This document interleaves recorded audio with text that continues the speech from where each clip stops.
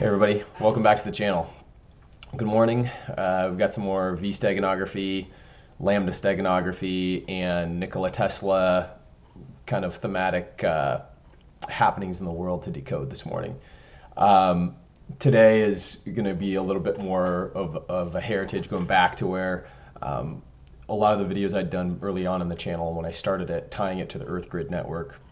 Of course, Florida Maki at the time had found the DC Parasite Network, and I immediately jumped on this and started this whole effort because I had seen all of it for a long period of time, and I finally, said I gotta share this with people.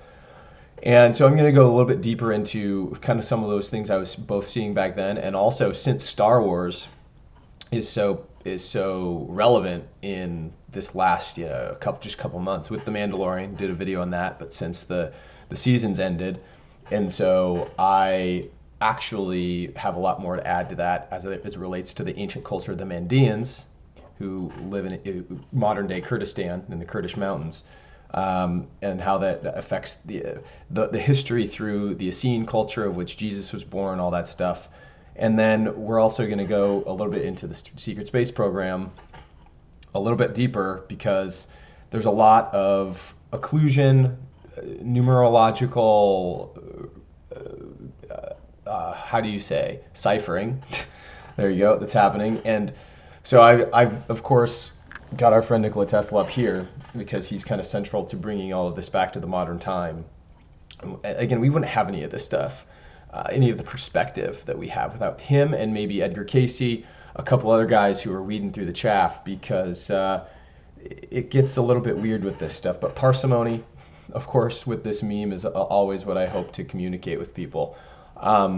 So we're gonna go through some stuff today that involves, of course, going back to the secret space program and how it all relates to the V and lambda steganography. But with these goals in mind,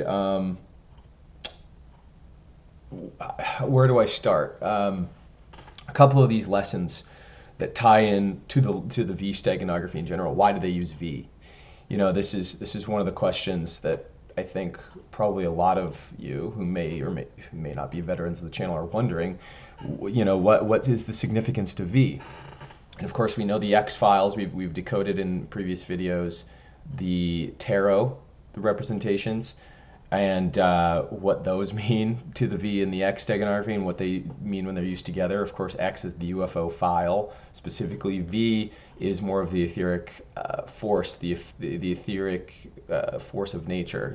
What in Star Wars terminology Yoda might call the force. Remember, Yoda famously said, "We are luminous beings, not this crude matter." And so that's the clue. That's what the V is. And of course, we went over in Half-Life that it's hiding the type of teleportation technology that they can use to get off-world. And this is, of course, a classic pentagram. And this is the Greek pentagram. And it has the golden ratios shown here with phi. I've shown this on the channel before, too. And this is really important to our V steganography as well, because 5 factors in. V, of course, in Roman numerals is 5, as we've gone over, but we haven't ever measured what the angles are, or I haven't showed you guys specifically. 36 degrees is the split of one V segment of this pentagram pattern. 108 is, of course, the larger angle. So these less than equilateral triangles, you got 72 degrees on the inside. So these become incredibly divine ratios, divine numbers to represent, because they represent harmonics. They represent something that is a natural construct of the universe. The ancient mathematicians, the ancient occultists, they all knew this. The modern occultists all know this too. 36 is a really interesting number as it relates to knowledge. We've gone over the monster energy decode. Let me pull that up because it's relevant to monster energy. Let's see if I can just pull this up here. Yeah, the 666 monster energy, the mark of the beast, right? Vav, Vav, Vav, the 6th letter in the Hebrew alphabet, also V, as we're looking at. And we also have the relationship, of course, of the 5th letter of the alphabet, He, which is also looks like a number 17, which in Arabic numerology has some significance as well. If you watch my last video, very interesting stuff. But we've got these concepts that we're playing around with here, of course, and 666 becomes this constant cipher for knowledge. And 36, in fact, its triangular number is 666. If you look into this, what this means is, if you're looking at numerology, what a triangular number is when you add up all of the digits that would constitute 36. Let me see if I can explain this better. If you were to take 36 and break it up into 1 plus 2 plus 3 plus 4 plus 5 plus 6 plus 7 plus 8 plus 9 plus 10 and continue this trend all the way to 36, you have all of those numbers added together all the way through 36. When you add those numbers together, it equals 666. So again, this is just a type of cipher. So I'm hoping to give the audience a little bit of a better understanding of how this stuff is used, why it's used, what it's hiding. And of course, so these divine ratios that we've talked about with the Greeks in another previous video that I'll link in the description if I can remember which one it was, where I'm going over the different characters, is important for us to remember too. But so that's kind of where I wanted to start off. There's of course the shapes that we naturally find out there, and we've seen the hexagon of Saturn in motion. This is one on its pole, right? We've also discussed the fact that the Earth is placed in a buckyball structure, not a true representation of a sphere, right? You've got these hexagonal and pentagonal structures interlocking, so these things are occurring naturally in nature. So we've talked about with the expanding Earth theory. In fact, there's another video I'll show here from just last month. Suspicious observers, Ben Davidson, of course. He's all about the solar forcing. He's got all the solar forcing down, but he leaves out all of Samuel Warren Carey, expanding Earth, Kashava Ba'at's, helical model of the universe, and also leaves out the binary star model. All of which I'm going to kind of do a refresher in this video and show how the V steganography factors in. But it's interesting to see how accurate his work is in terms of plasma science, but it leaves out all of the other systemology of it all. And I actually have incorrectly stated, I think I slipped in my last videos, I was even referencing him when I said, it's okay, he can be forgiven because it's a closed system. That's not true. All of this is an open system. I didn't even mean to say closed system then. I meant to say none of these parts affect too much what he's studying within the solar forcing field. So it's not as if he's not still a subject matter expert authority on the topic. We just have to, look at his stuff with a grain of salt, in my opinion. But he's the solar system. As I'll hit play here in a second. This is a hexagonal pattern, as you can see here, of swirling systems on Jupiter that they've discovered. We're going out to Jupiter next, and the cyclones at its south pole. Not only do we have beautiful images, but recognized patterns. Folks, NASA drew those lines on there, and indeed are recognizing that geometry and in there's the the article. Pentagon. Now, while they skew to the optical capability and the multi-wavelength shots, let me remind everyone that the shapes sculpted by the electromagnetic events are simple functions of that energy and how it naturally tends to modulate its surroundings in the universe. When it comes to finding water... So that's what he said. It's a natural occurrence. Again, we've got crystalline structures in place underneath. See how fractal this is too, guys. Remember, this whole... if we're going to zoom in on these are little buckyballs themselves, and each nodal point or nodal joint, as I've been known to call them, is also another buckyball. So this pattern kind of fractally exponentiates as things get larger and smaller in scale in the universe. And of course, NASA's the one looking into all this. And I don't know if anybody's ever seen NASA's logo, right? But it's got the 2 lambdas in it, right there, right in your face. So right here, they're showing you right in their logo. We know what's going on. We know what the true science is, and you wonder how they came about Nikola Tesla's stuff in the first place, right? A lot of people will know this, but we're going to get to that in a later part in the video and how this is all connected to after he died.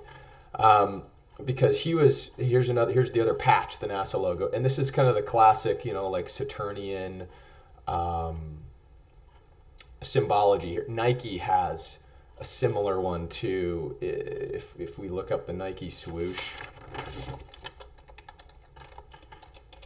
remember all of the worship of the atomists, of the materialists, is all around Saturn. It's if we're going back to the eighth sphere, we've shown this diagram many times. We'll reference it many times more because it's the concept to get this eighth sphere plus the I think it's right here. No, this one.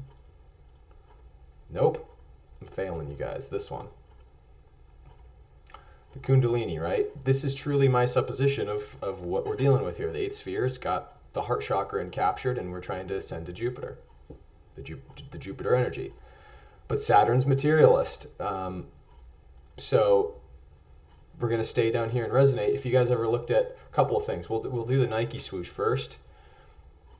Let me see if anybody's actually, because I'm not the first one that's noticed this. I actually came across this way, another dude. Yeah, here we go. This is a perfect example. If you can take the relief of the Nike swoosh and angle it just right around Saturn, what it is it's like a glint. If you can imagine like the sun hitting it just right, it's a glint of the Saturn rings. So it's another clue of what's going on with Saturn's rings. We've talked all about as well how the moon is, as far as I can tell, a constructed object, likely constructed around the rings of Saturn, based on what the Voyager spacecrafts found in the 70s. And we also know that the backside of the moon has that pucker mark on it, just like the Iapetus structures, and which has been referred to as the Death Star, another Star Wars reference. All this stuff it starts to tie in, right, guys? So. Anyway, what was the other one I wanted to show? There were a couple logos, right? That one factors in. That's the VW logo. But anyway, I might think about it. I might think of it again too. But again, here's Saturn, the Saturn with again the lambda. This is the old car brand that went defunct. But you see the Saturn ring, and then you see the lambda. So this is all, it's not just the etheric technology that's being blocked out, guys, but it's all of the historical information that could go into its, foundational support, all the things that lead back to why we don't have this knowledge anymore. Because, again, it's 666. Hidden behind the beast, the Saturnian energy, the satanic energy. That's what the mark of the beast is. Oh my God, there's so much fear, and everybody loses it. It's funny how they've got the DirecTV, the Capital One Bank, the AAA, with a bunch of lambdas again, right? If you're taking the crossbar out, and you've got the Boeing, and then the Boeing factors in today too, right? So we've got these Bud Light, yeah. But you guys see how many of these things are Saturnian? It's everywhere. It's friggin' everywhere. It's the Sega Saturn. This stuff just kind of ekes into your environment, and then you've got of course the Freemasonry compass, of course, at 47 degrees, and that'll come in later too. But just these are just a few examples in the corporate setting of what is being done to occlude ourselves from these ancient truths. But what we want to talk about goes beyond the moon, the Death Star. I mean, we want to really get to the heart of what knowledge is, right? And to do this, we're eventually going to reach back into this book here. I mean, maybe I'll do that right now versus how the flow of things are going. I wrote some notes for myself of how I wanted this thing to go. But ultimately what I'm trying to do here, guys, what I'm attempting to do, is tying the secret space program that we have today back down through all of the occluded knowledge, all the steganographized and ciphered knowledge that they've put behind the in plain sight occultism, with the letter V, sometimes letter X companion to it, and the history that they are hiding, and why the history is important for us to understand the ether, and why this scientific materialism is kind of awful for us. all the stuff Nikola Tesla was talking about. But first, we have to understand why Mandeans. And why is the Mandalorian story so interesting? Is because the Mandalorian story in Star Wars matches that of the Mandeans, the fall of these once great people. And Manda, the Manda piece of their name in Aramaic means knowledge, as does the Greek gnosis. It's basically the equivalent. Manda is the Greek equivalent of gnosis, right? Kind of the ancient pagan secret behind all this stuff. And one of the passages I want to start with here in Andrew Collins' book, From the Ashes of Angels. Again, this book, guys, is all about showing who the Watchers were. AHRIMAN is mentioned several times in this book, even. AHRIMAN, the material one. The one that worked with Belial to collapse, corrupt Atlantis. Did they fry the Earth grid network at the time? I think they may have, just by bringing the moon here. I mean, think about how the moon, if the moon's the constructed object that it is, that I think it is, I say it as if it's absolute fact. To my intuition, it is. I've seen these things, and that's it's tough for me when I describe this stuff. But I must remain objective, because that's the other important thing with critical thinking. You cannot let your beliefs seep into what you know. Always needing to leave an opening for your mind to be changed, of course. But Ahriman being, and recognize again, we've shown his face several times.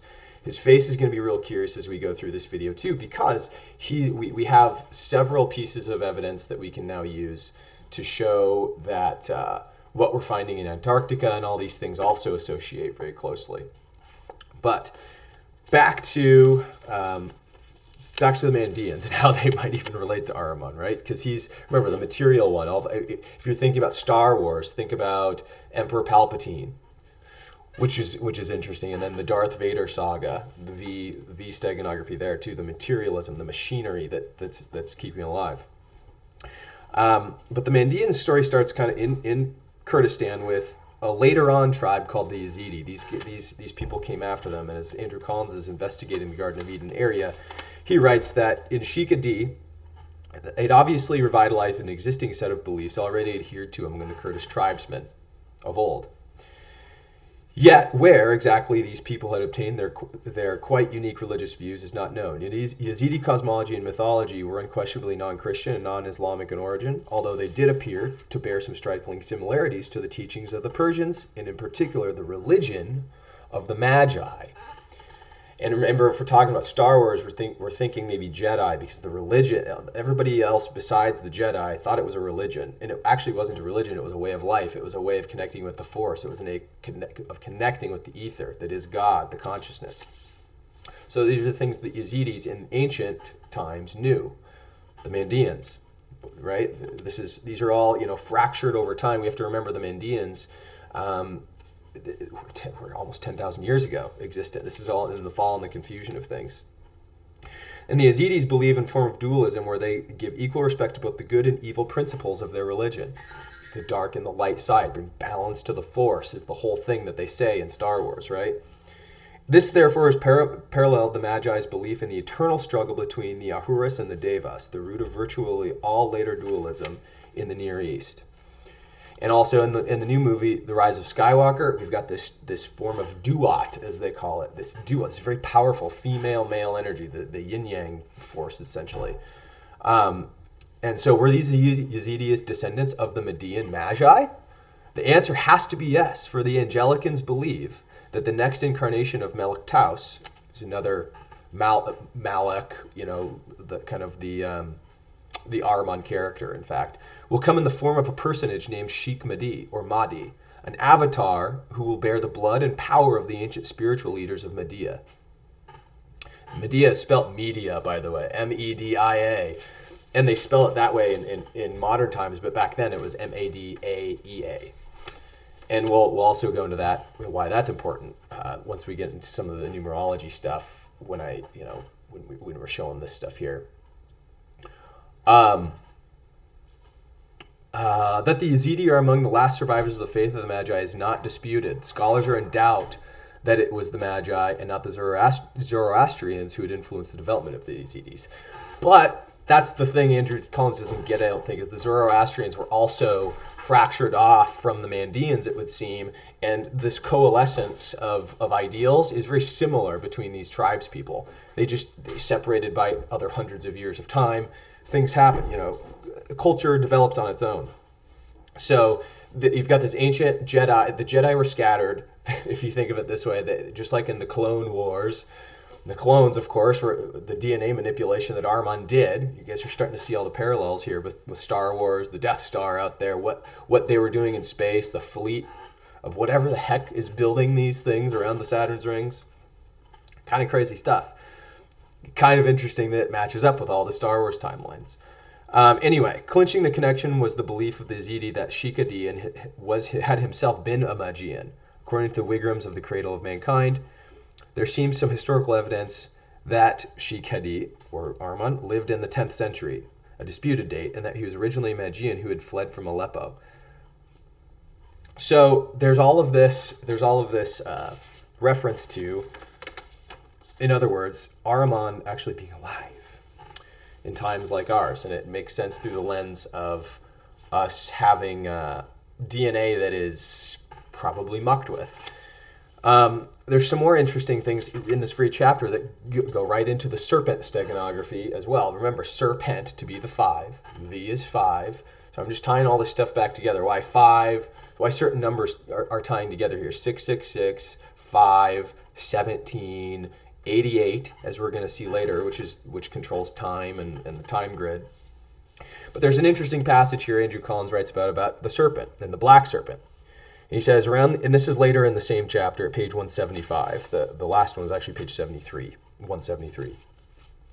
He states, around the east and west doorways into the darkened tomb was an assortment of devotional images carved in high relief. He's walking into a cave with some artifacts in it in the Kurdistan Mountains. They include items such as combs, assorted birds, crescents, hatchets, stars, as well as various animals, including a lion. Most striking of all was a long black snake curved to the right of the eastern entrance, close to where tiny red flowers had been attached to the wall using black pitch. This explanation was quickly realized was because it was the meaning of the serpentine form of the Sheikh Nasir, who merely stated that it had been carved for decoration by Christian Masons some years before. And Andrew Collins even states this is kind of a bullshit explanation. I don't buy it. Each person upon entering the tomb would stop to kiss the black snake as he held some special plate to the personal beliefs. And they show right here, as you can see, the snake is right here on the side. This is what the entrance looks like that he's describing. So it's simply put, it's more serpent steganography, right? So we continue. What's interesting else about the Watchers, I'm going to go back to one of the recent, or earlier in the book, where he actually had an artist rendering done of the thing.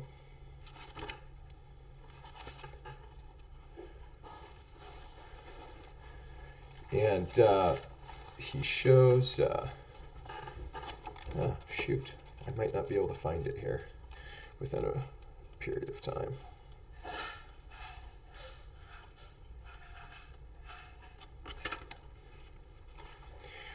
Yeah, I don't know why I'm not being able to find this thing. I'm going to have to default to maybe shown it again in another video. I already showed it in a previous video, but in sake of time, I'm moving on. So what I was going to go into with that is that these beings they're not really sure how to describe them. This is AHRIMAN here, and as Andrew Collins goes into in great detail, he describes them as having the visages of vipers. Visages of vipers.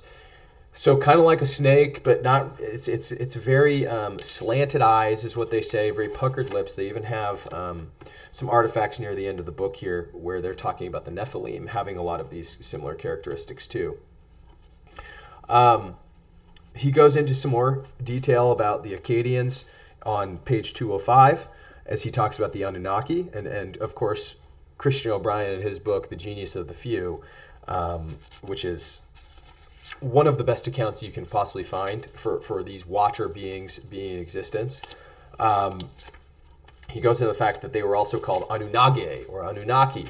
So this is where this etymology comes in. So watcher, observer, fallen angel, Anunnaki, Elohim. These are all synonyms for essentially a similar lineage of beings who messed with the human DNA. Let's see here. They go into here's part of the search for Utnapishtim. In the Mandalorian context, this is like the Baby Yoda story, in fact, and why it matters. Anyway, returning to the Epic of Gilgamesh. We're going to be referencing the Epic of Gilgamesh.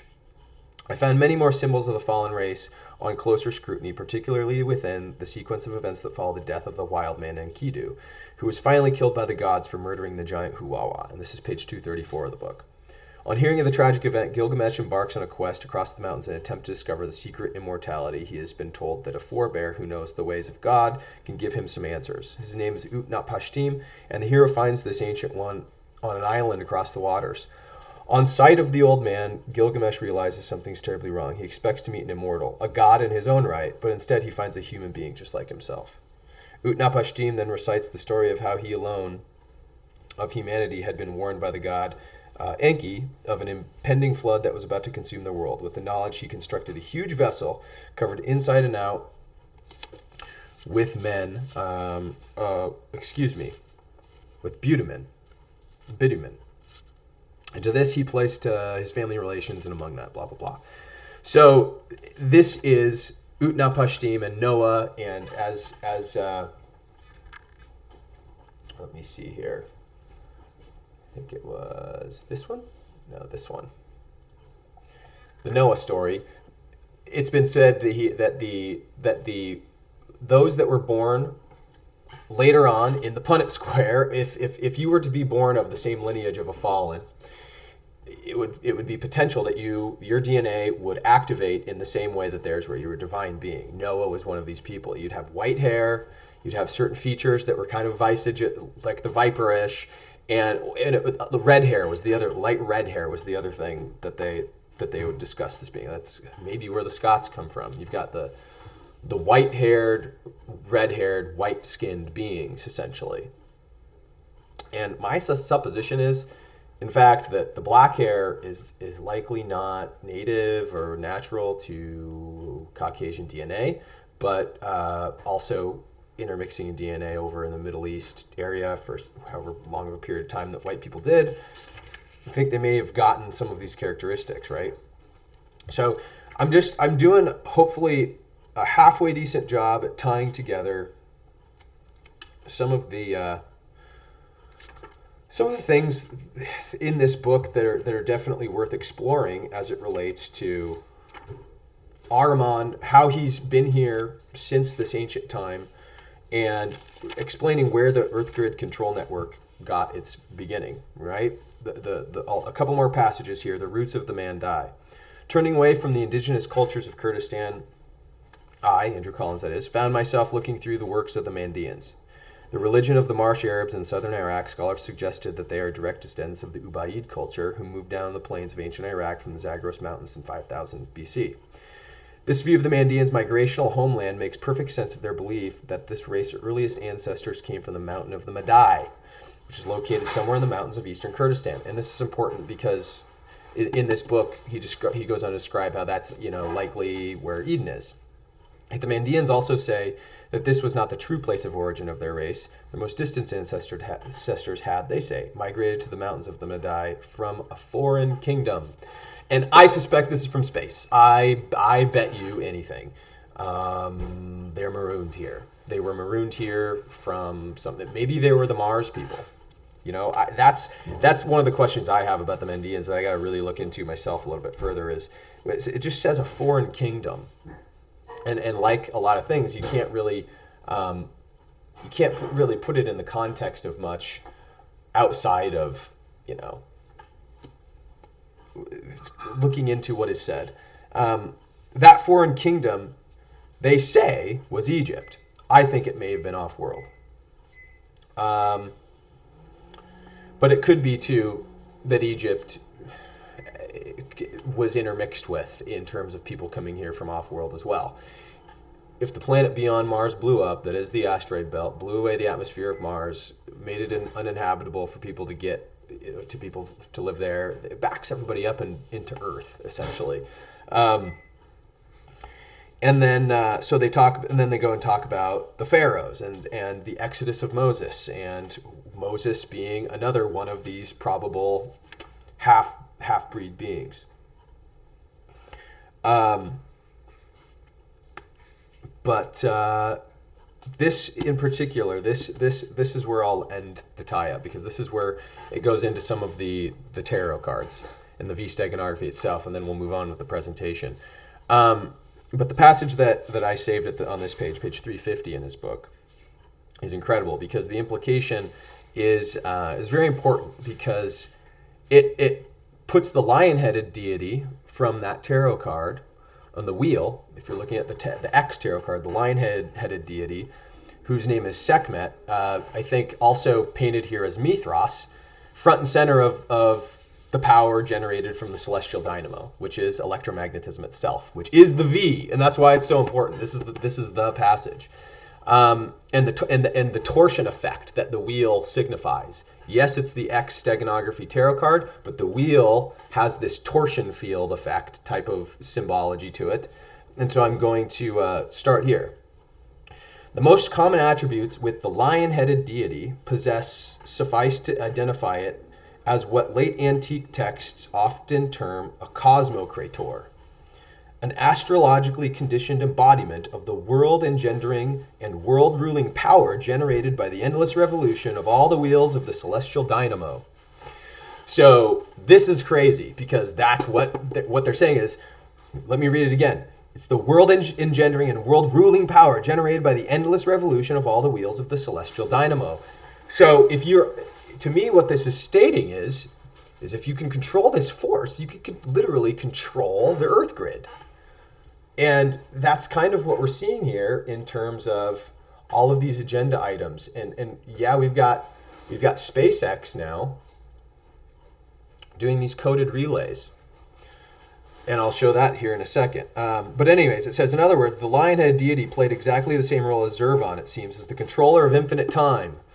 The controller of infinite time. And this is where the concept of time, money, materialism, they all factor into Ahriman's plan, because Zervan is also the Ahrimanic force. It's also represented by Sekhmet or Mithras at the top of the wheel in that card. And it seemed the controller over the infinite time. Furthermore, another Mithraic scholar named David Olenzi made an in-depth study of this deity and came to the conclusion that it was looked upon by cult worshippers as the personification of the force responsible for the precession of the equinoxes. You and I both know that that's serious, but does the race come, this other race, do the Anunnaki, do they come from a planet that's orbiting Sirius? And then they can only reach us, every,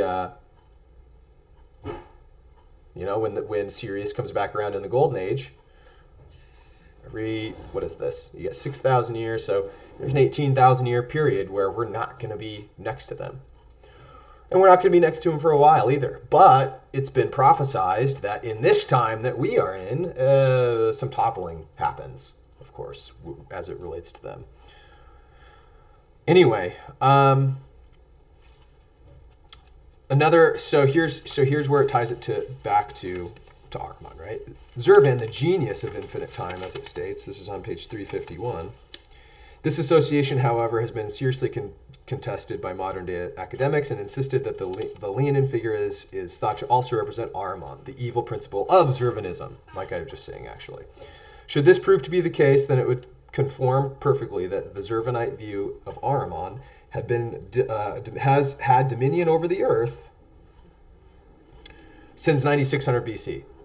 During the precessional age of Aquarius, I argue. They say Leo in here, but again, we're talking about the actual Yuga cycles here, And this is the age of this is what the actual Vedic representation would be. And it would make sense. The floods would come here in the age of Aquarius, the flood bearer. And again, my supposition is the moon got brought here. Think about all the tidal flows that happened. It got put into its pattern in orbit, and while that was calibrating, all the floods wiped out. How do you think the gods just brought the floods, as the Bible said? The moon was friggin' brought here. That's my most parsimonious explanation for things, right? If we're just using parsimony as our guide. Anyway, that is truly, of course, remember the other themes. Visage like a viper. This is the main theme of how these people look. The Watchers, the fallen angels, the ones we've gone over in several other videos, where they were looking like Yahweh, the big tall beings, right? But I'm gonna hit play on this video because we're gonna watch it for a couple minutes, and I'm gonna talk over what this Earth grid is and what now beyond NASA and the communications grid, what SpaceX is now trying to do. Again, there's the X steganography of what we just discussed, and why this is also going to be harmonic and how it relates to 5G. In May 2019, SpaceX launched the first 60 satellites of their hugely ambitious Starlink low Earth orbit constellation. These are followed in November by And you're going to get a little bit of an explanation of what this Starlink program is as he's talking. another 60 satellites, and they plan to launch another 60 around the end of the year. 60 I satellites. don't know exactly how SpaceX plans to operate this constellation. We gather quite a bit of information from their FCC filings and from public comments by Elon Musk and Gwynne Shotwell. In this video, I'm going to look at how such a constellation might work, given what we know at the moment. So I'm just going to briefly explain this and then move it to some of the animations so we can talk over this. They plan to launch these solar power array deals up into space and using it as the how would you say, the relay station for the internet. And when they're all up there, let me just fast forward here. As you guys can see, it creates this mesh. These are all the satellites that they've got moving around. And I'll hit play here. So the first phase satellites to 550 kilometers and spreading the satellites into 24 orbital planes. So 24 orbital planes that they've got, 60 satellites per plane. And the idea is, oh my God, we're going to have coverage. We're going to have internet coverage. We're going to be able to bring internet to the people of Africa. And all this great stuff. It's all Agenda 21 stuff. But the idea here, of course, let's look at this constellation. SpaceX originally planned to use free space laser links between the satellites. The idea is that data goes up to a satellite using those radio beams, then hops satellite to satellite using lasers. And this is interesting because why use lasers? They're doing all of this mechanical work to create antennas when we know that Nikola Tesla could just create spark gaps with the ionosphere with the delta of energy, with the positive ground on the surface and the negative in the ionosphere. And he understood these dynamics because of the ether. Yet here's SpaceX doing all of this for what? I suspect control grid stuff. A couple of things I'm going to comment on here later on in the video too, but this is kind of the structure of the altitude. There's a lot of 5 steganography in here. I was even seeing, look, 550, 25 was 5 times 5, so 500 kilometer altitude at 25 degrees. It's very interesting that even permeates into this, right? Here's another map of how the coverage works. Satellites from the first launch were sent to the same orbital plane. So if you guys can see it, these things are moving around. Look at all the coverage area.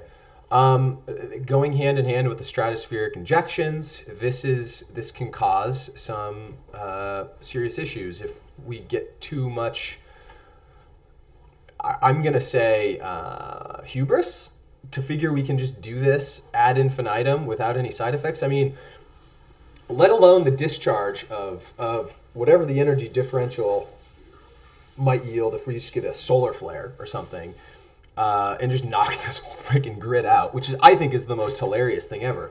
How do you protect these things against solar flares? Secondarily, how do you prevent them from getting hit by space debris? We already know that there's a ton of space junk out there, and it's only a matter of time. If anybody's seen the movie Gravity, which, maybe one of the concepts that I agree with from that movie was that, the little tiny screws that can, hurl through the orbital track of the Earth, going, I don't know how many freaking thousands of miles an hour, can just puncture anything if it hits it. All of a sudden, you start to break apart other big space stations, other satellites break apart. You've just got a bunch of space junk, and it's a chain reaction. Everything destroys itself. That's one of the hilarious things about this whole plan, and its connection to 5G, is that it just has, in my opinion, no way of working long term, even though it might cause us some pain in the short term. I just have my doubts that this stuff is even gonna take off. I mean, it's kind of the same thing with Robert Downey Jr.'s AI series, another Lambda, right? They think they're hiding all this stuff, and just because the other concept is that I want to get across is just because there's a Lambda doesn't necessarily mean that there's a lot of logic behind what they're hiding. Yeah, there's some ancient stuff they're hiding the truth of, but I think there's a lot of inbreeding that's happened between the elites, and they don't even know what they're hiding. They're the ones that are trying to merge with machines, right? They're the ones trying to become Darth Vader. Here's a picture of Emperor Palpatine, because it's the toy, but this is what he looks like in the new movie. He's merged with machine. And Ahriman merged with machine. You've got the concept of merging with machine with the Saturnian energy. And Darth Vader then is also, again, he's the natural, he's the one that merged with the machine. And these are the materialistic aspects that we're trapped in here, and we can't get out of, it seems, unless you really dive deep and gain your spirituality back. Because that's the shitty part about these grids. They do have an effect. The satellite Earth grid network's real. The temple Earth grid network is real. The 5G Earth grid network is real. It's how they keep us all subdued. It's how they keep us all asleep. It's how they keep us all entertained. So, how do we break out of it? Well, let's go to prophecy. Revelation 17:11 actually states in a bunch of different ways, the beast who once was and now is not is an eighth king. He believes to the seven and is going to be his destruction, or he belongs to the seven and is going to be his destruction. I have a rich interpretation of this. Of course, the biblical theologians and stuff, they're always going, oh my God, this is what it says.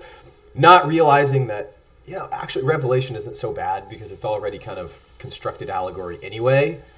It's out of a dream from John the Baptist, so there's not a lot that the scribes had to probably change, in my opinion, about the Bible. This in particular, you got 17 and 11, right? Remember, these are both tied to the 9/11 incident too. 17 is tied to our V steganography, lightly because of all of that's just the he in Hebrew being the fifth letter. V is 5, represents the number 17, and in other ways, of course.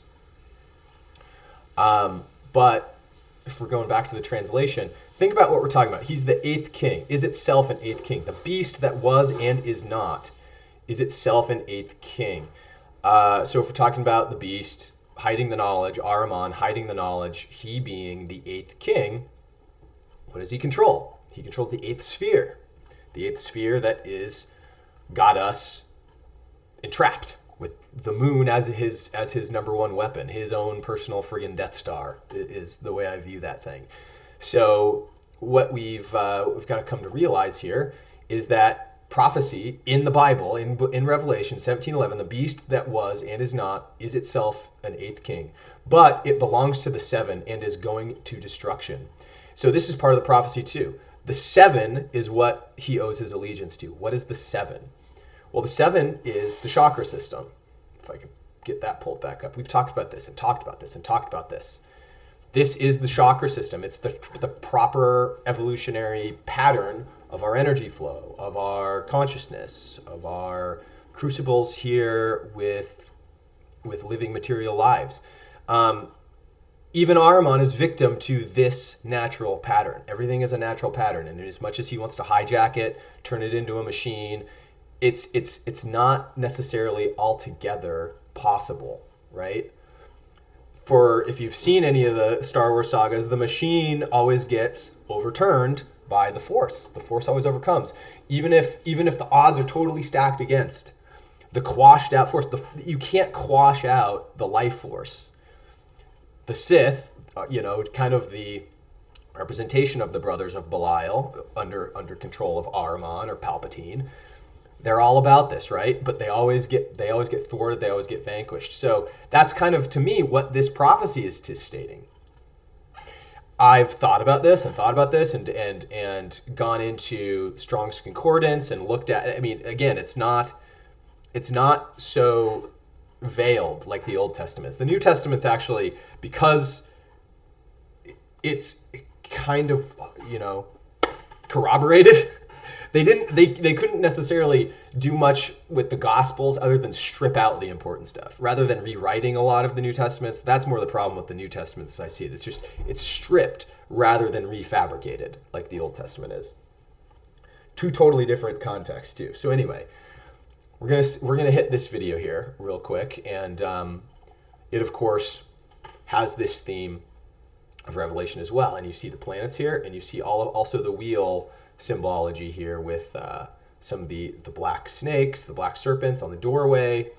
This is Tim Clark with End Times Matrix News with Chris and our special guest Anthony Patch. Anthony Patch. Hi, how are you all doing today? To listen to here.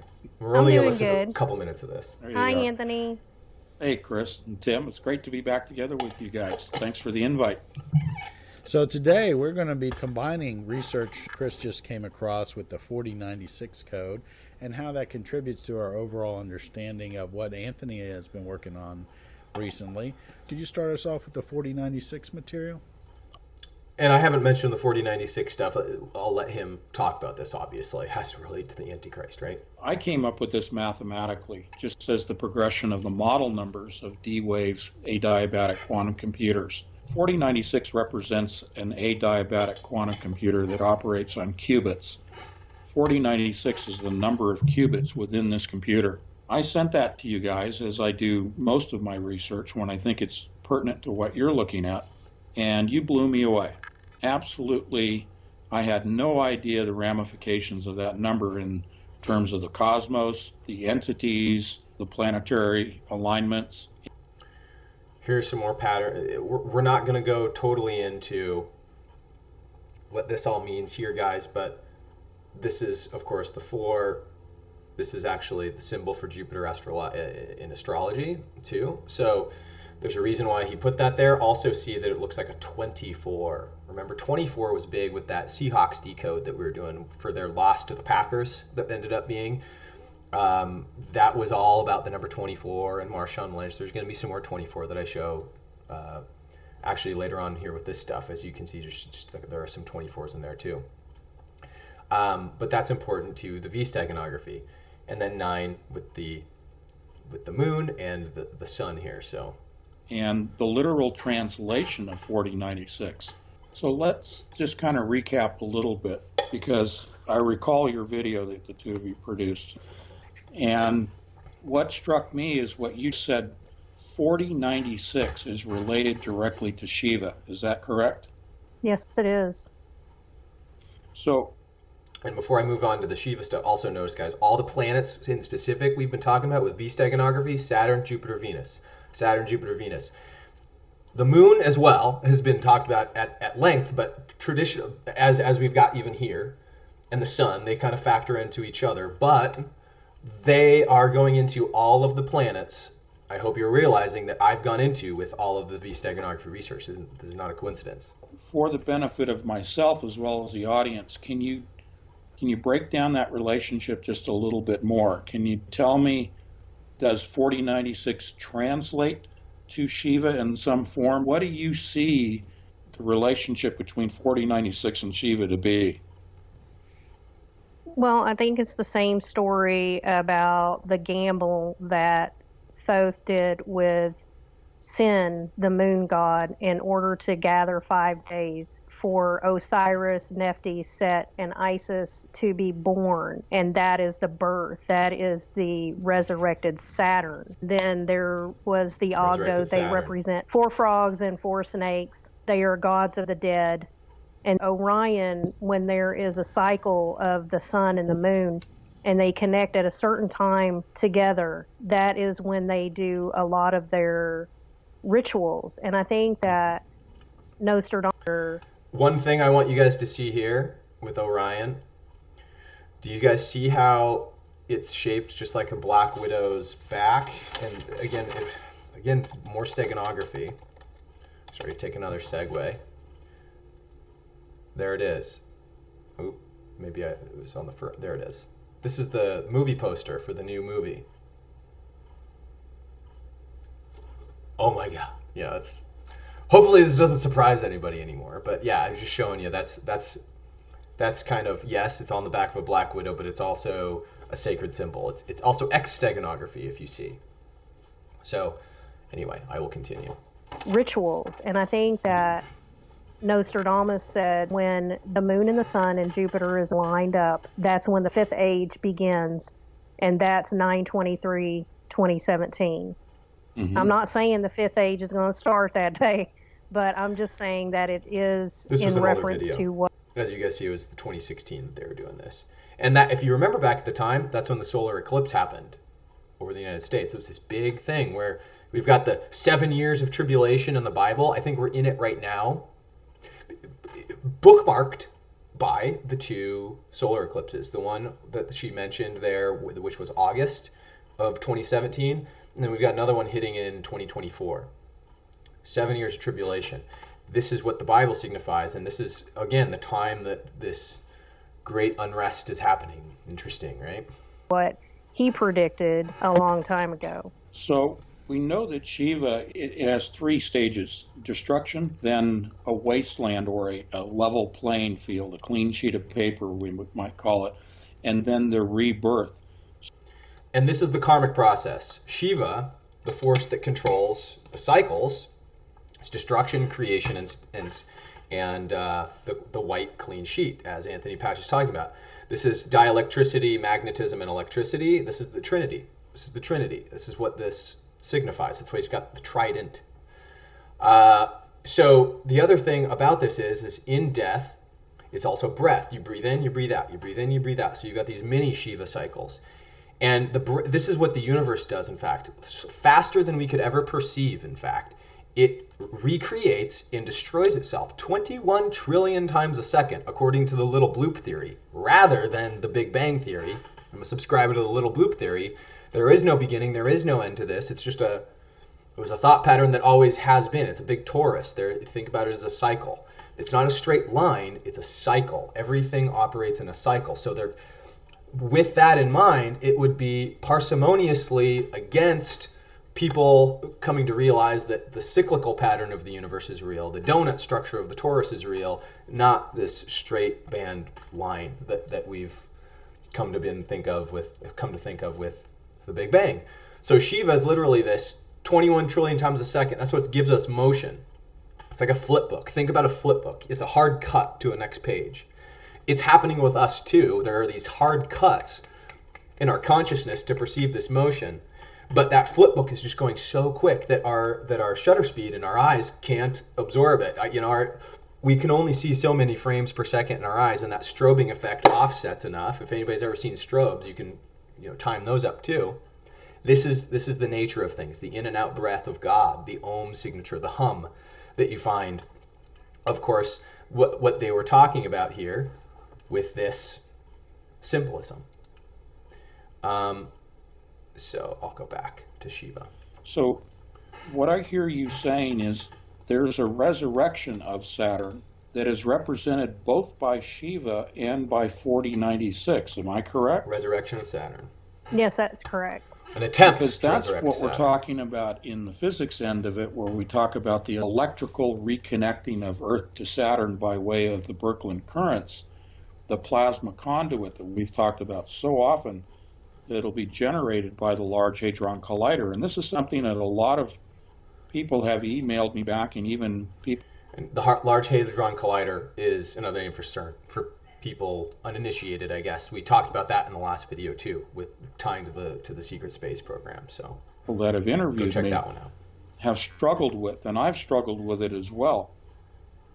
Being able to really pinpoint some evidence, some factual evidence, both historically, as you're doing when you're talking about the Ogdode and you're talking about the sun and the moon and Jupiter and Orion, but being able to take it to the present time and say, we have a computer that is labeled the 4096, which translates to Shiva in a certain respect and represents the resurrection of Saturn.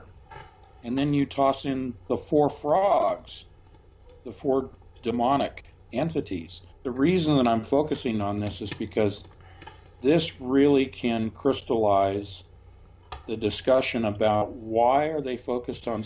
Now, do you guys see the symbolism with all the Saturnian symbolism? You've got the Sith, and then you've got the time, the control of time, and the harvesting.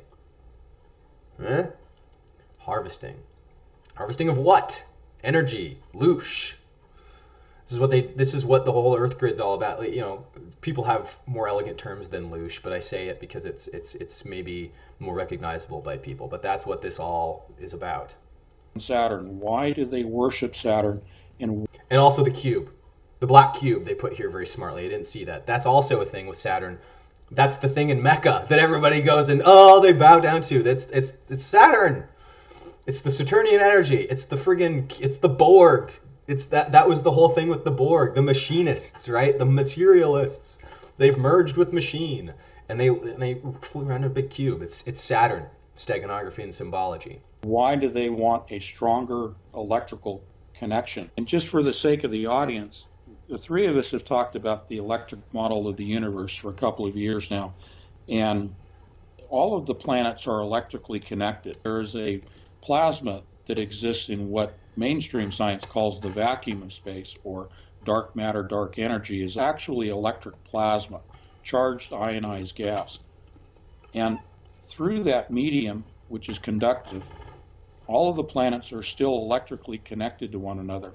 It has been my premise that one of the principal agendas with the Large Hadron Collider at CERN is to establish a stronger electrical connection. And notice, guys, how, remember, my argument, my supposition has been that the rings themselves around Saturn are harmonic devices meant to beam energy more efficiently at us, to grab it from whatever sector of space, maybe that they're able to grab it for, maybe they're generating it there. I don't know. I don't even know who they are, except outside of the Watchers. We kind of know that they kind of look like this, and we're going to get into this. And this is, of course, Rudolf Steiner's vision that he saw. That's what this clay structure is of AHRIMAN. But we're going to see that this is like Edgar Cayce. He was very, very astute and psychic in seeing things for what they actually were. But this is all them pinning us down to the Earth grid, basically.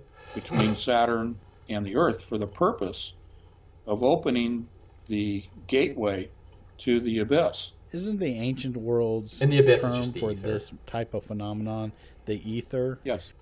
And of course the ether, the fifth element. So we've got the pentagram.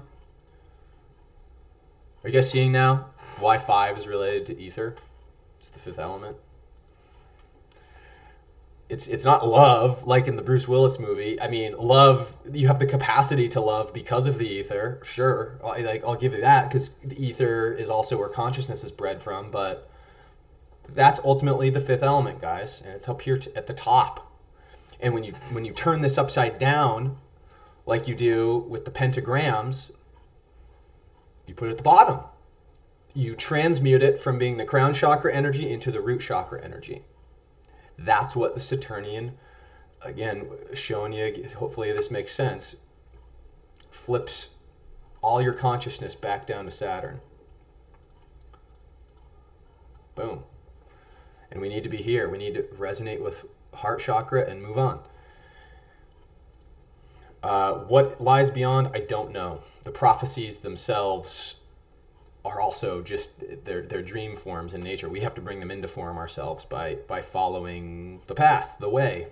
There's two camps in terms of There's the torus. model of the universe and how, from a physics standpoint, how the universe operates. The false. And one is we Which might is- call Einstein and the gravity Yeah. model, the Gravity. theory of relativity.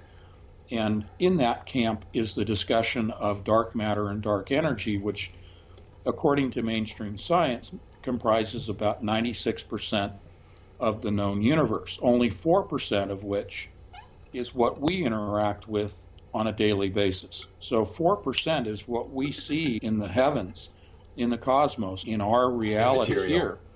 And the rest they've assigned this dark matter, dark energy to. But they've done that only from a theoretical standpoint because it's never been measured, never been detected. Let's start there. Never been detected, never been measured, and never been reproduced experimentally in the laboratory. Therefore, dark matter, dark energy remains only a theory on the chalkboard, so to speak. Now, the other camp is that what we've called the Tesla camp, the electric model of the universe. And this is derived from the research of scientists that are participating in a project called the Thunderbolts. Okay, you guys see the symbolism again, the Saturnian symbolism? What is this? What is this? The Thunderbolts project. What are they doing? Is this Saturn? This is classical Saturn mythology right here, this symbol structure. Project. And I'm not a spokesman, we are not spokespersons, but we David Talbot has talked a lot about this actual symbolism here. If you, in his book, literally, The Saturn Myth is what it's called. And the Thunderbolts project is also him, I think. I think that's where I'm recognizing this from. Thunderbolts project, David Talbot.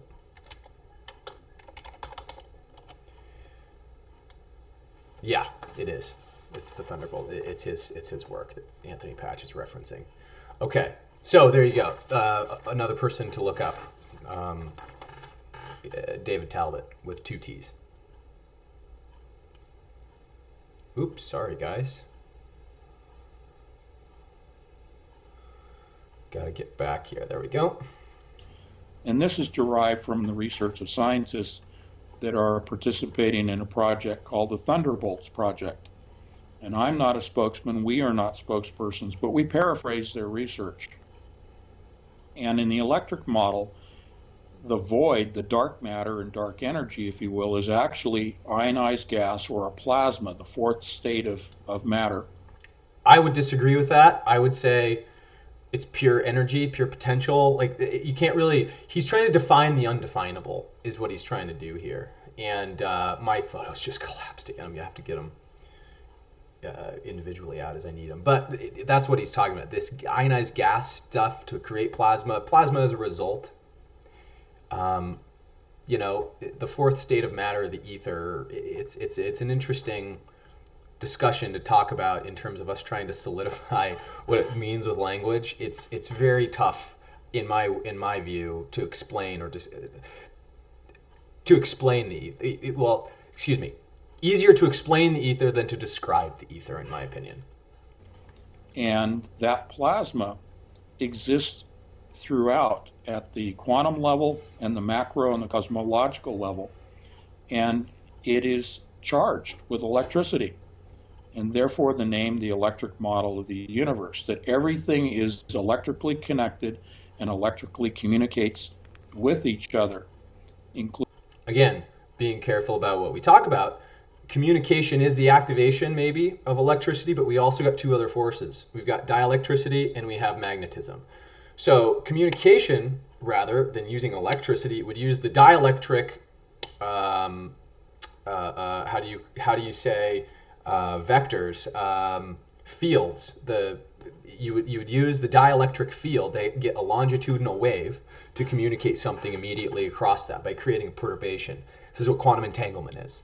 Everything is intrinsically connected with that dielectric force. So that would be communications more than electricity being communications. Electricity may power the transceiver or the communication device itself, but the communication itself is not happening via electricity.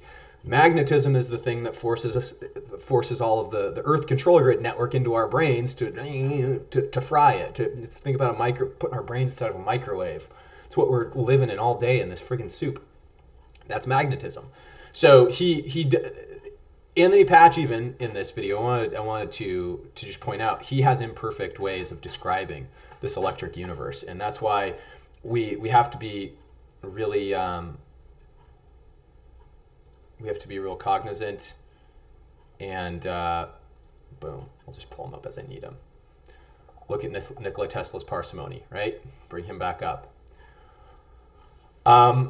So this here is another thing I want to watch just for a couple minutes to describe one of these concepts of okay, so they're using the V steganography to occlude the ether. I get it now, right? I get it. I understand the Mandeans understood some of this. I understood they're an ancient people. They got co-opted in Atlantis, and there's a whole 12,000-year saga between then and now of this guy AHRIMAN making us more materialistic as we go down. And now that, of course, we're ascending back through these cycles, our very brain power and our thought cognition and our conscious thought is helping us, assisting us in overthrowing that energy, in finding out what it's at the heart of it, and casting aside the control, the Earth grid control, right?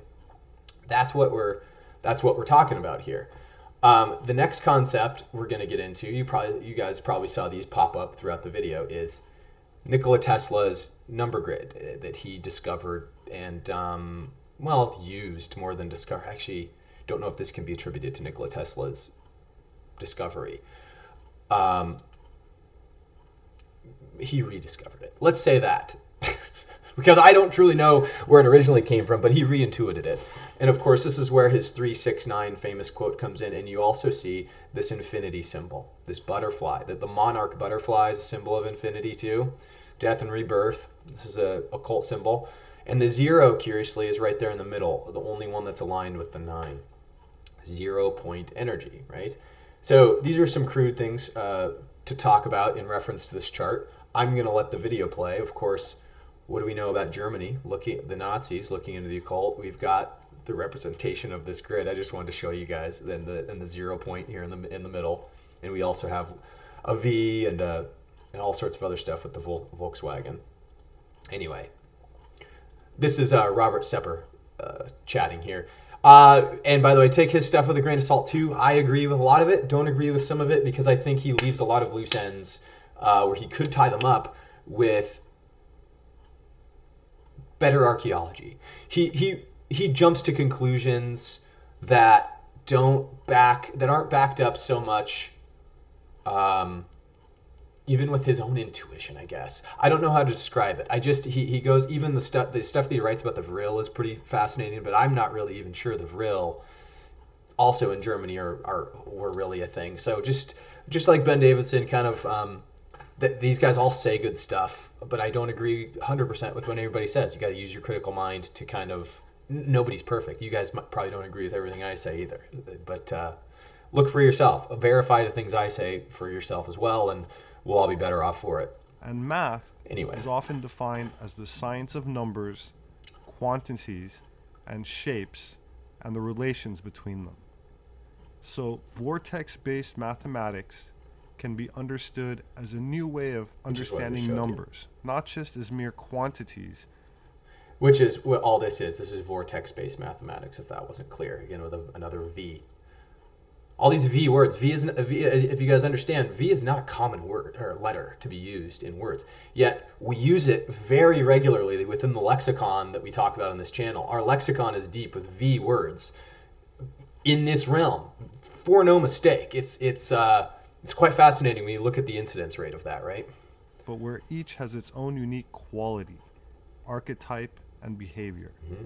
Harmonic, just While like several Terra. mainstream sources have denounced this idea, calling it New Age pseudomath, the truth is that this alternative form of mathematics is not new at all, and actually is quite ancient, with similar concepts having been found etched on Babylonian clay tablets.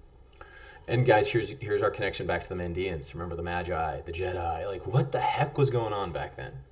You've got ancient technology wars. This is what the wars, make no mistake, today have always been about, is mainly about archaeology. Catherine Austin Fitts and Mark Skidmore with their delving into the money, also followed the trails of where the conflicts are leading and why. And it seems to be that their directives are for that very reason. ISIS, also occult symbolism that we were talking about just in that last video, to bring back down, destroy the past. They're destroying ancient artifacts and archaeology. They're destroying our way to the truth. It's all hidden. Tablets dating back several millennia.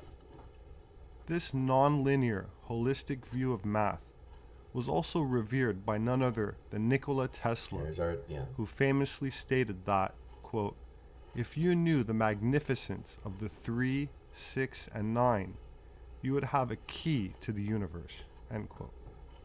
Tesla believed that numbers had extreme importance, and so did the ancient Greek philosopher Pythagoras who around 500 BC was famously quoted as saying, "All is number." And you guys saw if you guys saw right up here, he's got this little triangle above his head. The ancient Greek philosopher I'll pause Pythagoras, right at the top here, who around 500 BC was famously quoted as saying, "All is number." You guys see right here, he's got some vavs inside of his triangle there. Some interesting stuff, right? The basic principle of vortex math is that all numbers can be reduced down to single digits, from 1 to 9. And this form of reduction is common in many forms of occult practices, commonly referred to as numerology, which is any belief in the divine or mystical relationship between a number and one or more coinciding events. It's also the study of the numerical value of letters in words, names, and ideas, and often associated with astrology or Kabbalah. And if we're taking it deeper with Kabbalah, astrology, of course, we're talking about gematria, numerology, and then steganography, which isn't necessarily Kabbalah, but it's the hiding and specific spell casting in certain symbols, like the letter V, to tie it all together. Where letters are assigned a numeric value. That said, the process of reducing a number down to one digit between 1 and 9 is also common practice not only in numerology, but also in mainstream science, such as with computer programming. So, for example, a number such as 12 would be reduced to 3 by adding 1 plus 2. So he's going to go into some rules of numerology here, and then I'm going to skip forward a little bit after you guys kind of get the gist. The number 10 would be reduced to 1 because it's by 1 plus adding 0, right? He's going to do one more example. 9 is always going to equal 9, interestingly enough, when added to any other. 9. Understanding this principle, let us now apply this number 1 through 9 to a circle, a concept that was made famous in modern times by a gentleman named Marco Rodin, but which, as I said earlier, is actually very ancient.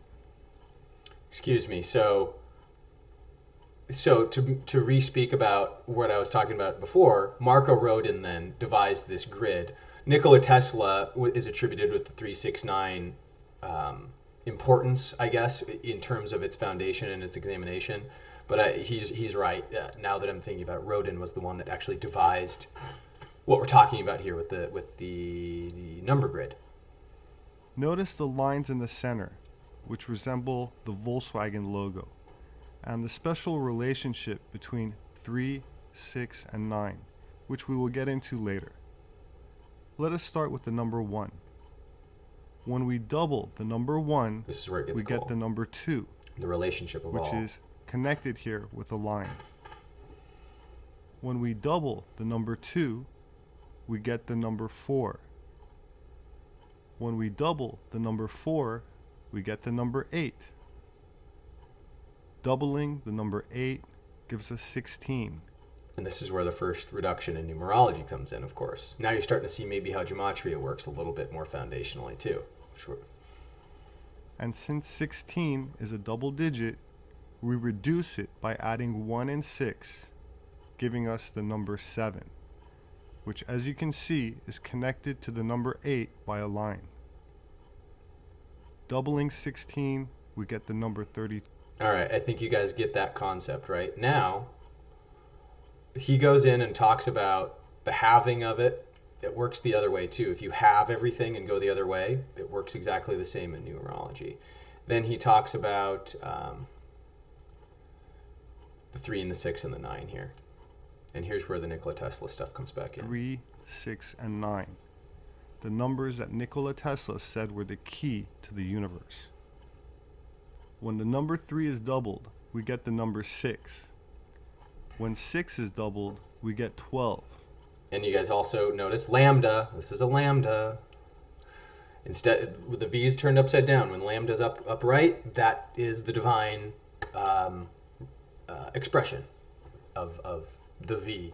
So this is also, of course, if you hadn't noticed, it's the holy representation of the Trinity. And 1 plus 2 is 3. 12 doubled becomes 24. And 2 plus 4 is 6. 24 doubled is 48. And 4 plus 8 is 12, with 1 plus 2 bringing us back to 3. 48 doubled is 96. And 9 plus 6 is 15, with 1 plus 5 giving us 6. So no matter how often you double the 3 and the 6, or half them, you will find the oscillating back and forth between each other. Mm-hmm. Half of 6 is 3, half of 3 is 1.5, and 1 plus 5 is 6. Any variation will work. Half of 30 is 15, and again, 1 plus 5 gives us 6. So there's a very special relationship between 3 and 6, a back and forth cycle which none of the other numbers share. And it's all because of 9.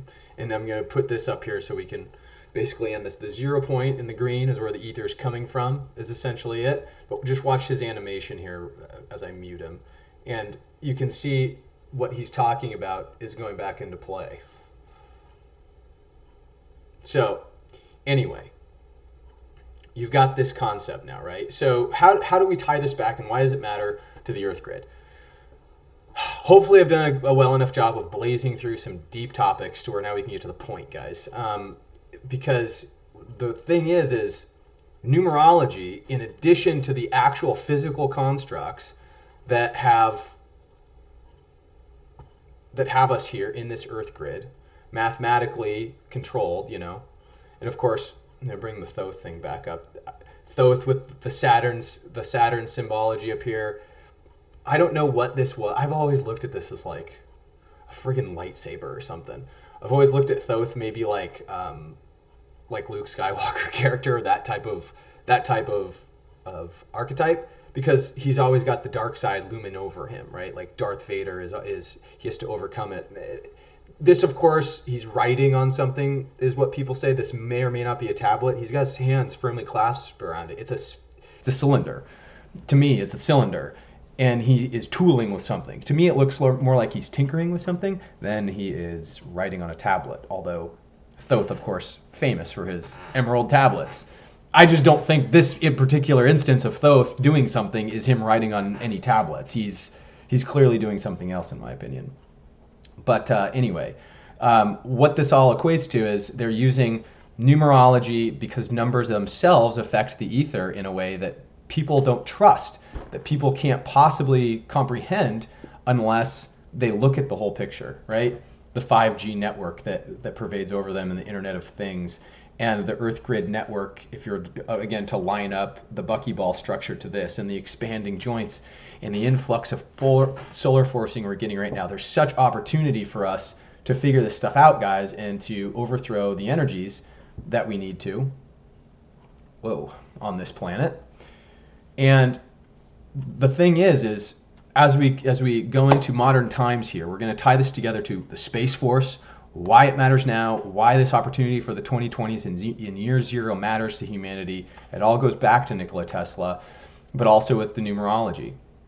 The numerology, in fact, that we're going to discuss has to do with an easy one like Pi Day. 1988 is when they brought this holiday out. 88 is a big number with time and control grids. And the two numbers that they ritualize with it, of course, are 3.14, the first 4 digits, which is March 14th, 314 is how it's written. and then the 22 divided by 7, which is the fraction that gets you the approximation of pi. But before that, we're going to go to another history article here that talks about Nikola Tesla's death ray. We're bringing it all back to Star Wars again, because in the 80s, as has been said on this channel, the inspiration of the death ray fueled Ronald Reagan's Strategic Defense Initiative, or Star Wars program technology, back in the 1980s. So we've got the 1980s time frame, the death ray technology being put into Star Wars. The Star Wars program technology is the death ray that took down the Twin Towers. So, oh my gosh, it starts to get real complex, and it all with, again, this guy right in the middle of it all. Interestingly enough, a lot of people may not know John Trump, the uncle of Donald Trump, who's the 45th president of the United States, who helped design X-ray machines. X was part of the MIT group, there he is, that came in to take any of the stuff out of Nikola Tesla's hotel room with the FBI, who before the CIA existed back then, of course, and stated any ideas of significant value, primarily of a speculative philosophical and promotional character. Nothing is said of whether or not it works or not, but any ideas of significant value are primarily of a speculative, philosophical, and promotional nature until tested, which of course they did and turned into the Skunk Works programs. Lockheed Martin, one of the benefactors of the beautiful V steganography there, using all of our cues. So what do we have? What do we have here, guys? We have 2020 upon us, the Space Force that goes into existence right beforehand. Again, let's listen to Stephen Quast during his presentation here at Hillsdale College, see what he has to say about things. In ways that are very unique. The technology is on the engineering benches today. But as he's referencing the type of technology that he's about to explain, he says it's on the engineering benches today. Where did it come from on the engineering benches, I wonder? From the engineering benches of the Skunk Works programs that have been in place ever since, starting back here with John Trump. Is there some other reason that Donald Trump was installed as the president? It's starting to look this way, yeah? Let's let Stephen Quast keep talking. most Americans and most in Congress have not had time to really look deeply at what's going on here. No, they haven't, except for us, right? But I've had the benefit of 33 years of studying and becoming friends with these engineers and these scientists. This technology can be built today with technology that is not developmental. Not developmental, can be built today, like they already have done. Not developmental, meaning they've already developed it. The Star Wars programs. Oh my gosh, right? Oop, wrong one. Going down here to show the Star Wars program initiatives. We've talked about this on the channel before, so we don't need to bring that back up, but listen to what he's saying. To deliver any human being from any place on planet Earth to any other place in less than an hour. Listen to what he's saying right there. You have to pay attention to the exactitude of the words, and this is what Joseph Farrell actually points out too. He says right there, we can go from anywhere in Earth to any other place in less than an hour. He doesn't say any place on Earth. He leaves it open-ended. My supposition is we can go anywhere else in the solar system from here on Earth in less than an hour, because of the technology that exists to zip through friggin' vacuum of space. It's incredible how closely knit this local environment is about to be in our solar system, and what we're going to find out, hopefully, as a collective humanity about the truth. And this is also hopefully a wake-up effort of people benevolently wanting us to find out about this stuff, is why they've let Stephen Quast talk about some of this, but our speculation will have to be reserved for another day on that. To deliver Wi-Fi from space, where you never need a cell tower to connect. To deliver energy from space, where you never have to plug your phone in, and it trickle charges, and you can use that energy over time. It can be applied to cars, to houses. The technology of Edison and Tesla that we live with in our energy environment, our paradigm today. Did you hear what he said? The technology of Edison and Tesla. Again, listen to what he's saying. He says Edison. He says Tesla. These two things can be used in synchronicity, synonymous form with one another as the modern energy grid, but not necessarily Nikola Tesla. Who else do we know Tesla? We know the Elon Musk Tesla, right? Tesla, the company. It's the first thing that's going to come up. Unfortunately, when you Google search Tesla, a mug of Nikola Tesla does not come up. All these different cars that are Teslas come up. So in our environment, what he said, he would have been more careful to say Nikola Tesla had he meant that he created the false paradigm. No.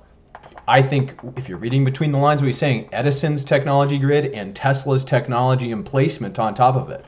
And we're talking solar power, rockets, all of the current paradigm. Tesla embodies Edison's paradigm. That's the trick. That's the steganography here, is Nikola Tesla would never want his name on this company. This is a traditional bullshit organization that's a diversionary tactic for the public to not look at what's actually going on with Skunkworks, to give them something shiny to say, ooh, we're making progress. Ooh, this is cool. Ooh, this battery stuff. And it's not even tested to the degree that you can safely assume that you're not getting blasted with electromagnetic radiation every time you climb into one of these things. Show me the report that says that these things don't cause you cancer by sitting in them. If a battery this size and an emitter this size on a phone is causing us to have such problems with cancer, and the 5G issues are gonna be such this pervasive issue that's gonna cause all this health concern, what in your right mind would ever suggest that this vehicle would be safe from that same type of effect? And not only that, but amplified by orders of magnitude, because you're in a friggin' car that's resonating this cancerous crap into your electromagnetic bioenergy field when you're driving in it. As you guys can see, I abhor everything that this friggin' company stands for. I think Elon Musk is a friggin' shill, talks about technology that's yesterday's news. If we would just go back to Nikola Tesla, we would have a much different paradigm. That's what Steven's saying here for the initiated. He's not talking about Tesla himself when he says the technology of Edison and Tesla are things of the past. He's talking about this Tesla. And all of the friggin' anyway, well, I'll let him keep going. Is expensive, it's dangerous, and it's wasteful. Expensive, dangerous, and wasteful is what he says. Plug it into the wall, but yet that's what we all do because we are used to paradigms. We're used to paradigms. The power of space will change world power forever. And it doesn't have to be a big country to do it. It can be a small island country, let's say New Zealand. Because the technology, if optimized, can change world power. He mentions New Zealand, which is an interesting thing because New Zealand is rising from the ocean just like Atlantis is right now because of the pole shift. So he's saying a lot of stuff here, guys. He's mentioning Atlantis without mentioning Atlantis by saying New Zealand because he's talking about the expansion joints. We have an opportunity, I think he's also saying, for the initiated to take back what was lost 12,000 years ago from AHRIMAN. Power, and there's nothing you can do if you don't have that power. The nature of power. You either have it and your values rule, or you do not have it and you must submit. Think about that. You either have the power and your powers rule, or you don't and you must submit. The eighth sphere. AHRIMAN, guys. So here's where I'm going to tie it again full circle, okay? Hope is upon us. Some of this is a waiting game. Some of it is just knowing that the earth energies are coming in, and it's all about playing the infinite game, guys. The earth energies are going to make the 5G thing a sham. This is going to be the next fracking. We don't necessarily need to worry, I don't think, about 5G. Everybody's going to talk about 5G, oh my God, does all this health concern? Yeah, it does. You're not going to stop it from being installed. The contracts have already been signed. The corporations are already doing it. I see it on the streets here. It's going in. What's going to be hilarious is the lawsuits that follow because you're already starting to see them. It's going to have to get torn out or deactivated just because the legal system that we've built. Again, this Ahrimanic materialistic crap, the very legal system that we abhor, is going to be the death of this, which is pretty funny when you think about it, because all of these constructed systems, the temples of old, as we've talked about, the 5G of now, the SpaceX satellite grid of Tesla, of Elon Musk, of all of this stuff. When these things bust apart, when these things start hitting each other, there's the fallacy there. A lot of this is just letting these guys be idiots about parsimony and not friggin' realizing that merging with machine is not the way to go. But that's what AHRIMAN has done. So what do we have but some more evidence here of AHRIMAN's emplacement of the moon? This is a really cool video I want to show you guys all. This is the 88 of the moon, and it's what it's called. It's AHRIMAN. It's path through the sky over the years. And as you guys can see, this is a vastly sped up video. It's going through each year, about a year a second. But it does go in this pattern as we vortex around it. The sun does the same thing.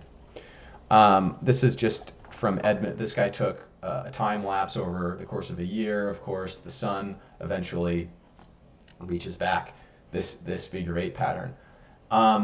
So if we're finding, guys, the things in our natural environment that we can decode and find the truth, that's what the challenge is right now. The challenge now is being patient for some of the divine energy from the sun to come and wipe this stuff away while we still maintain a warriorship here on Earth to decode this stuff. And we can be archaeologists for now. We don't have a force or an army. We're just going to be archaeologists. We're freaking decoding stuff, finding information, and spreading the information. That's what makes people resistant to the power structures that Stephen Kwas was talking about, is if you know stuff, then you don't have to worry about any of the consequences of being a serf, being a slave. You can see the slavery around you, but you can exit it. So, one of the themes of From Ashes of Angels, to go over the concept, is, again, 12,000 years ago, approximately, the Watchers. They were this race of white-haired, visage like a viper, tall, white-skinned, slanted eyes, these beings that were scientists. They were Watchers. They were also intermingling maybe with whatever culture existed in high society, the erudites, pre-Atlantis. Now, the corruption then followed. The Earth grid network got corrupted. The moon got brought here. Let's say the moon flooded it. And this was all orchestrated by the 200 fallen ones. The fallen ones who went against the dictates of the science team, broke the prime directive, and said, I'm going to go fornicate with all of these women on Earth. And the Nephilim were born, right? And that's what we get the term the Nephilim. And this song called The Moonchild from the band Fields of the Nephilim.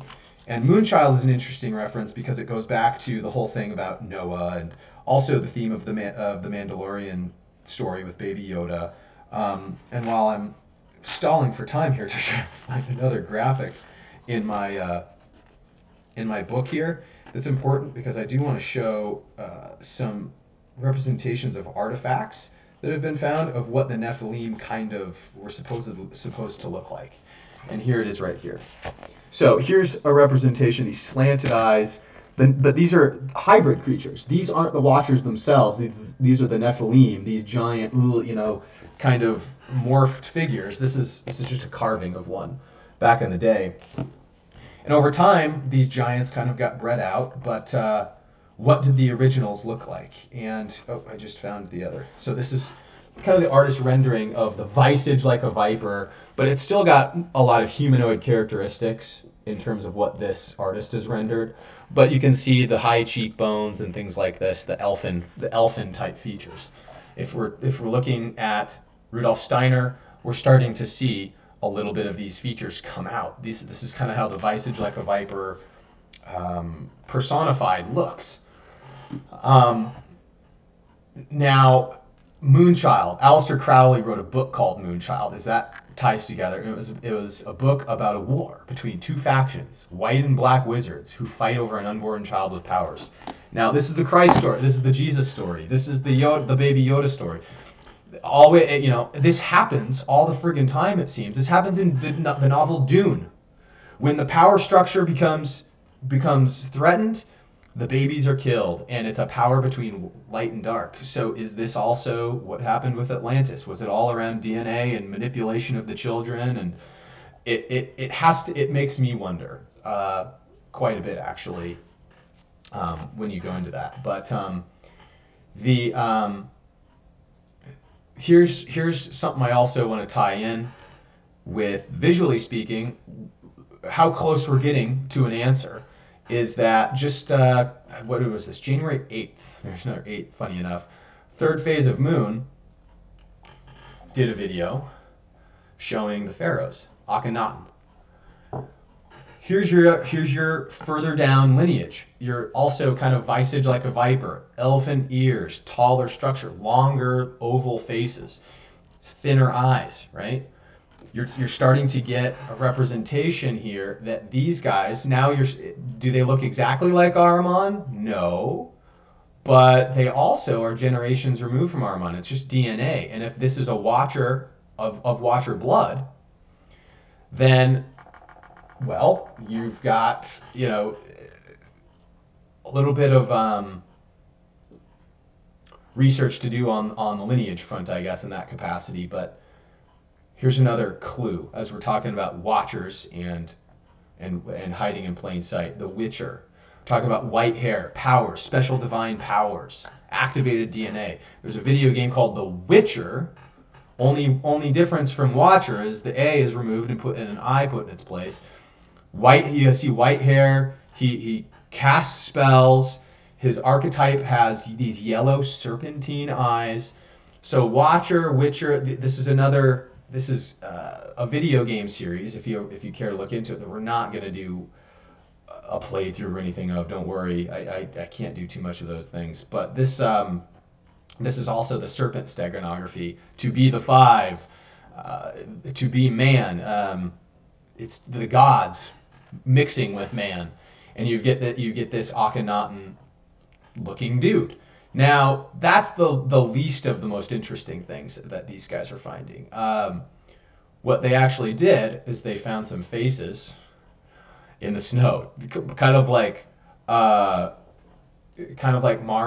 faces down here in Antarctica in the snow that I'll just hit play on here. Akhenaten and faces being discovered. So here's kind of like an artist rendering of. Where's that side view here that he had? Yeah. Faces being So you can see this kind of on Mars is an artist rendering of what this face may have looked like in the old days, or whatever. Maybe it was never laying down. Maybe it was standing up. Discovered in the snow, and now. But here's one face again. They've got this face that they found, and then they've got this face right here, and it looks like a freaking laser beam is taking it out. Look at this thing. Egypt, it is quite shocking. The elongated skull and the match is just about perfect. This is a new discovery that we just we said this thing, it looks like Akhenaten, and we did this side by side comparison. Right. He's right. It does look like Akhenaten. I think it looks more like the Nephilim or the Watchers. If we're going back further in time, then he's only going back so far in the historical record to something that kind of makes sense to people in their paradigm, Egypt. If we go back further than Egypt, though, is this a historic find that is about to break the history books? Is there a civilization? And you guys kind of see this alien elongated skull feature. Now, I am suggesting here, in fact, that Ahriman is maybe even still alive. The race that fell, corrupted us all, mucked with our DNA, not only by fornication, but by literal technological DNA manipulation in labs and the whole bit in the Garden of Eden, which this book goes into great detail to describe. It's a great freaking read. It's heavily annotated here with good stuff that I got out of it as it relates just to this research.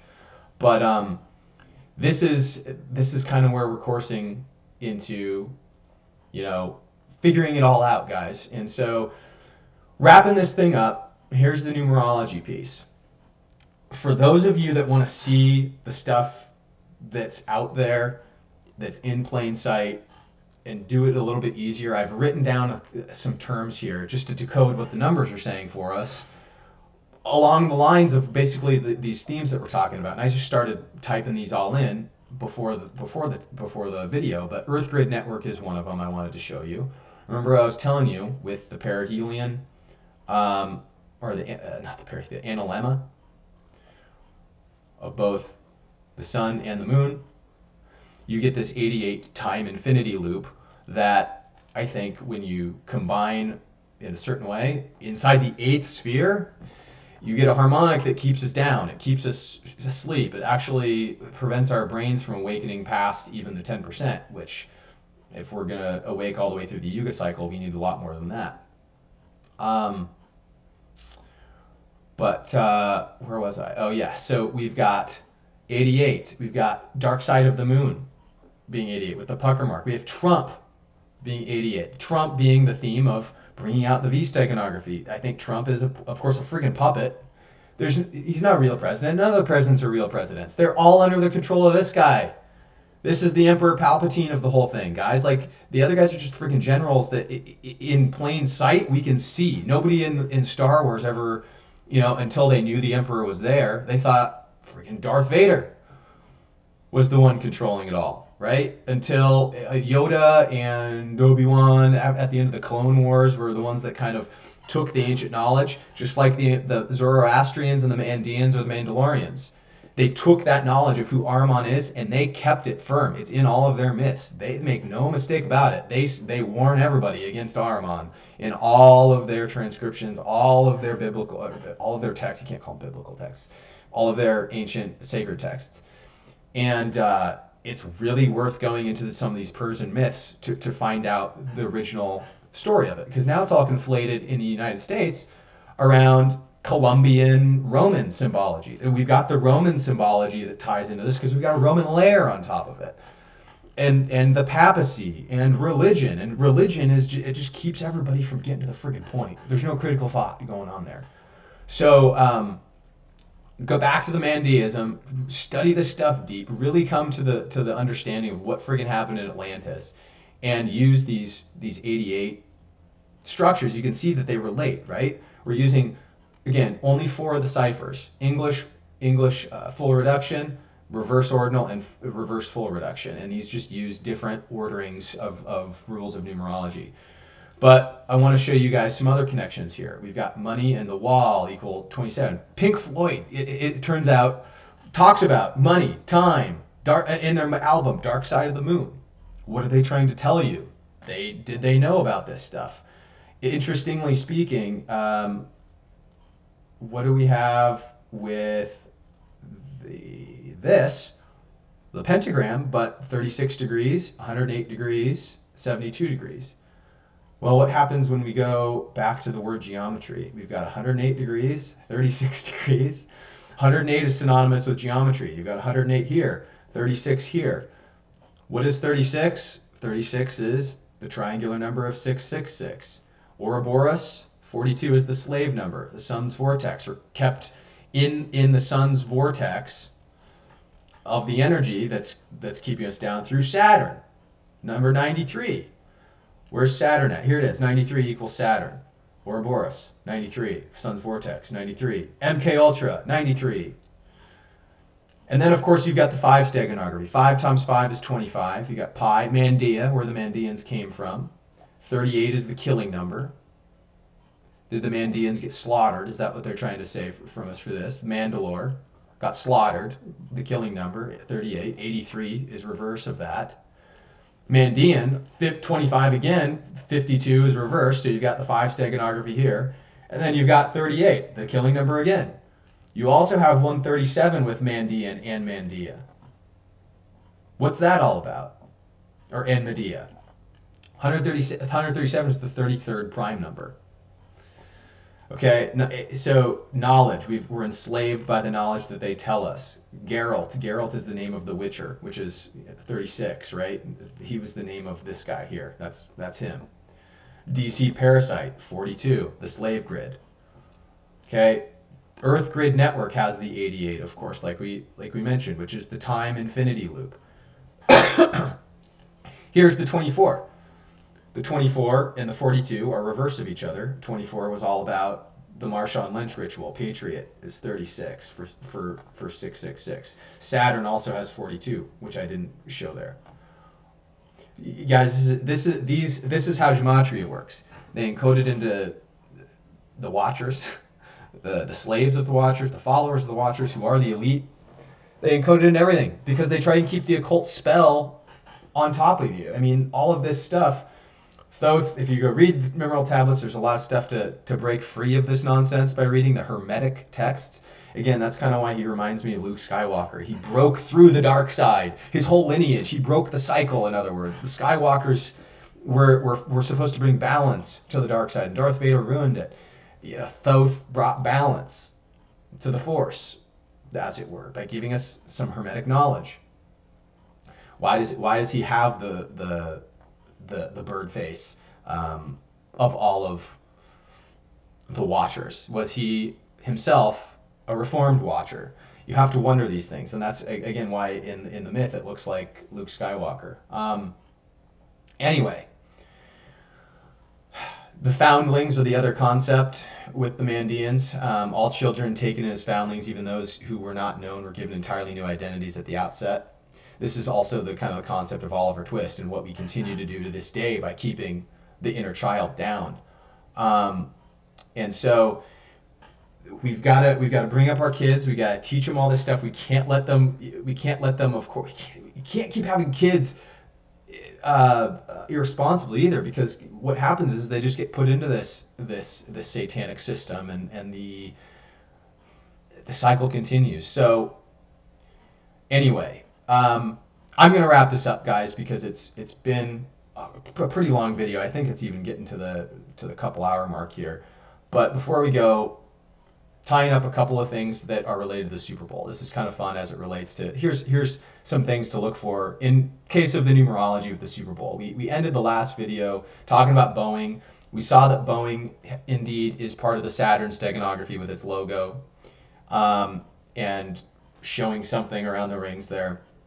But Boeing is going to be related, I think, to the economic collapse that's coming, as we saw. It's when it dropped on the 7th, on January 7th, 119 points. I think that's maybe there's a foreshadowing for something on January 19th of this year, in 4 days from now, which is actually a Sunday. So what's going to happen on Sunday the 19th? I don't know, but I think it's might be tied to it. And then we see Boeing supplier cutting jobs in a production halt, 2,800 of them, in this plant in Kansas. So the two cities that we're talking about here are Seattle with Boeing, and then we've got Kansas, Kansas City, who's still in the Super Bowl, and are still in the running for the Super Bowl, and they're about to play the Titans from Tennessee with Ryan Tannehill, number 17 at quarterback. They got 22 touchdowns on the season, 22 letters in the Hebrew alphabet, kind of like the Lockheed Martin F-22 Raptor, which is stealth, delivered in 2012. The last one was delivered in 2012. You've got, let's see, what else you got here? You have Marcus Mariota as his backup, who they cycle in, who's number 8.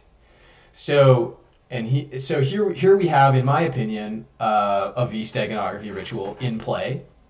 Not going to go into too much of this football stuff. Again, I'm just kind of lobbing it up there, not calling any results like I used to do, because I don't want the vibration of it, I guess, is the best way to put it. But they're playing Kansas City. So is this ritual of Boeing cutting off the Kansas plant foreshadowing Titans cutting off the Chiefs? I don't know. It could be. That's what I'm looking at, because you've got this 9/11 video here. They do it in the timestamps of the video too, 9 minutes and 11 seconds. Let's go back to the Miami coordinates again. You've got the 8 in numerology, because 80 is 8 in numerology, as we've learned, and 5 is more 5 steganography, 5 times 5. And what's interesting about that too is Ryan Tannehill used to be a quarterback for the Miami Dolphins, and so this could be in play too. He could be part of the ritual as Ryan Tannehill going back to Miami to play in the Super Bowl where he used to play on, again, 22 touchdowns, right? So these are just some things I'm seeing with the Super Bowl. Keep your eye out for the war guys. I'll point you guys toward another Nikola Tesla thing. The current war, Edison versus Tesla, is it's actually not a bad movie, but it ends with the Chicago World's Fair, so it doesn't even get into ether technology, anything like that. It's just alternating current and such.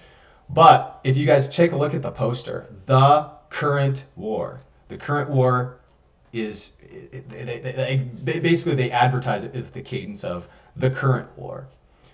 I would surmise this is steganography for the current war. What's going on? We're in a war right now. We're in a proxy war. World War III memes going all over the place, inspired by true events. But the current war becomes the current war, meaning the war we're currently in.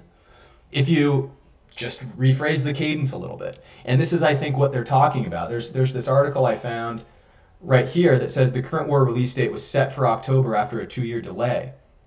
To me, this says in 2017, sans Donald Trump, who was probably installed by some people that wanted him to be there versus another faction, the war would have already started in 2017. So, in my opinion, what this states is the current war didn't start until around the actual release date of this movie in theaters, and it was a limited release. Just like it's limited, who knows that the current war is even going on. So this is other play on words type steganography that I want you guys to look into. And of course, it's all related to V, because this Nikola Tesla right here is portrayed in this movie, and it's mostly about Edison though. So definitely some stuff to consider. I hope this helps. I hope it gives you guys enough to kind of go on in my absence for a while, because I'm going to peace out and be back, sometime in the near future, but I'm just not sure when. But that's more V steganography for you. Share this with your friends. Comment with questions in the comment section if you have any. And thanks a lot, guys. We'll talk to you real soon.